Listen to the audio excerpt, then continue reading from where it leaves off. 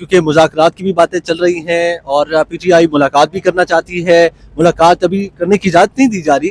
کیا کہیں گے عمران خان صاحب باہر آ جائیں گے، کتنا ٹائم لگے گا، یہ ساری چیزیں کس طرف جائیں؟ دیکھیں جی، وزیراعظم عمران خان صاحب کے خلاف جو کیس ہیں وہ تو سارے بھونڈے سیاسی بنیادوں پہ بنے ہوئے ہیں، ان کی کوئی بیس ہی نہیں ہے، ان کو تو جیل میں ہونا ہی نہیں چاہیے. یہ تو سب کے سب ایک سیکنڈ میں ختم ہونے والے کیسز ہیں.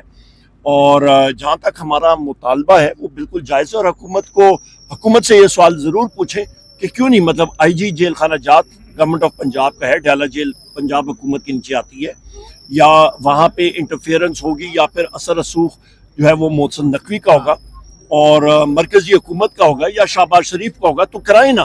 کیا مسئلہ ہے؟ کیا چیز آ رہی ہے، مداخلت ہو رہی ہے؟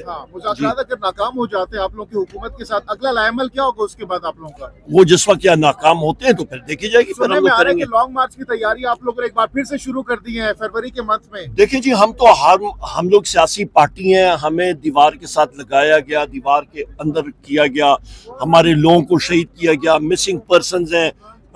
ہر روز ہماری کوئی نہ کوئی شخص جو ہے وہ اٹھایا جاتا ہے. پنجاب میں انٹیلیجنس ایجنسیز کا مداخلت کی بھرمار ہے. تو ہم لوگ تو سیاسی ورکر ہیں، ہم نے وہی کرنا ہے کہ اپنا پرامن احتجاج ہم لوگ ہر ٹائم کے لیے تیار ہوتے ہیں. خان صاحب کی رہائی کب تک دیکھ رہے ہیں؟ پھر میں ریپیٹ کرتا ہوں، ان کو تو جیل میں ہونا ہی نہیں چاہیے اس وقت. اب آپ کو کیا لگ رہا ہے کب تک باہر آ سکتے ہیں؟